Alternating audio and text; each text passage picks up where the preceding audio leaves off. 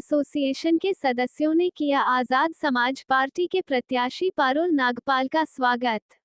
Ambala court complex में bar association के सदस्यों ने अंबाला शहर विधानसभा से आजाद समाज पार्टी के प्रत्याशी पारुल नागपाल का भव्य स्वागत किया, जिसमें पारुल नागपाल ने अपनी पार्टी की नीतियों के बारे में बताया और केतली का बटन दबाकर भारी बहुमत से विजयी बनाने की अपील की। सारे साथियों का पहले तो मैं धन्यवाद करूंगा बार एसोसिएशन का, जिन्होंने हमें अपना कीमती समय और यहाँ साथियों ने अपना कीमती समय निकाल के दिया, क्योंकि यही आपका हाफ एन आवर होता है जो आप अपना लंच में उसमें यूज़ करते हो। आपने हमें टाइम दिया, आपने इतना योग्य समझा, उसके लिए तहे दिल से धन्यवाद। जैसे कि आप सभी को पता है कि मैं पिछले काफ़ी टाइम से समाज सेवा में था, और कई लोगों को ये प्रश्न भी था कि आप समाज सेवा से राजनीति की तरफ क्यों जा रहे हो। समाज सेवा मैं पिछले 8 सालों से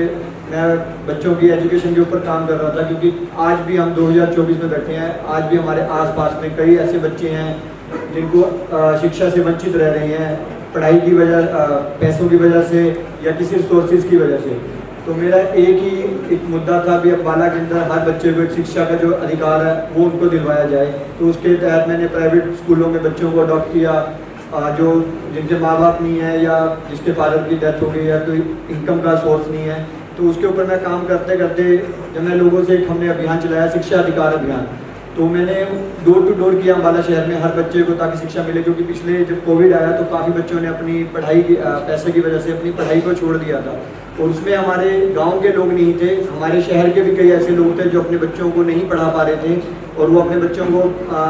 रोजगार पे लगा रहे थे। किसी कपड़ा मार्केट में कोई काम कर रहा था, कोई अखबार बांट रहा था। तो मेरा एक ही जो एक नैरेटिव सेट किया था कि अंबाला के बच्चों को एजुकेशन देने का।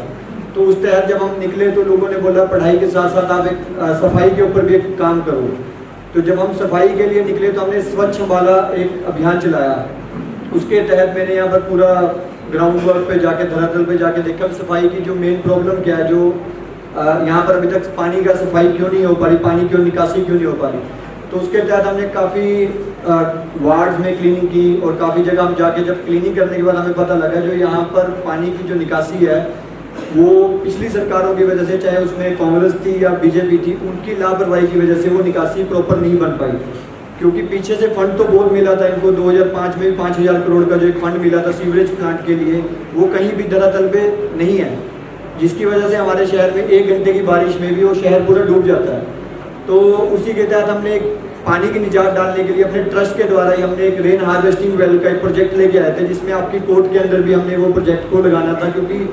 आप लोग यहीं रोज आते हो अपने काम से, क्योंकि यही आपका एक वर्क प्लेस है जहाँ पर आप अपने घर से निकलते हो। घर से जब आप निकलते हो तब भी आपके पानी भरा होता है, और आप यहाँ पर जो दिखते हैं आपको झेलनी पड़ती है बारिशों की वजह से। तो हमने यहाँ रेन हार्वेस्टिंग के लगाने के लिए बाहर आपकी पार्किंग के पास हमने परमिशन मांगी निगम से, जो हमें किसी कारणों से नहीं दी गई। हमने 9 सेक्टर में परमिशन मांगी, वो हमने उनको ये भी बोला भी आपको उसमें कोई पैसे नहीं देने, सब फुली फंडिंग में मेरा ट्रस्ट करेगा। और हम इसको पानी की निजात से हम 10 अंबाला शहर के अंदर, अंबाला जो हमारे वार्ड है अलग अलग जगह पे स्कूलों के अंदर हम ये रेन हार्वेस्टिंग वेल बनाएंगे, जिससे हम पानी को एनवायरमेंटली रिसाइकल करके दोबारा यूज़ कर सकते हैं। क्योंकि आज जैसे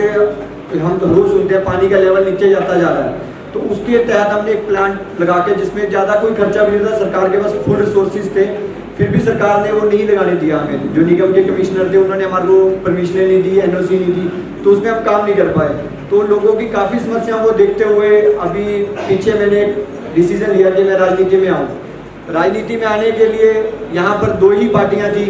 जिनके लोगों ने विश्वास दिया और वो किया, तो उनके ऊपर भरोसा दिया, अपने बच्चों की जो भविष्य उनको उनके हाथों में दिया। तो मैंने उस दिन लोगों से, मेरे पास तो कुछ नहीं था ना, मैं राजनीतिक परिवार से हूँ, तो मैंने लोगों से ही एक सर्वे करवा के लोगों से एक अपील की भी मुझे बताओ क्या करना चाहिए। क्योंकि मेरी जो विचारधारा जनता के लिए काम करने के लिए थी, भी मैं अपने लिए, मुझे भगवान ने इतना सक्षम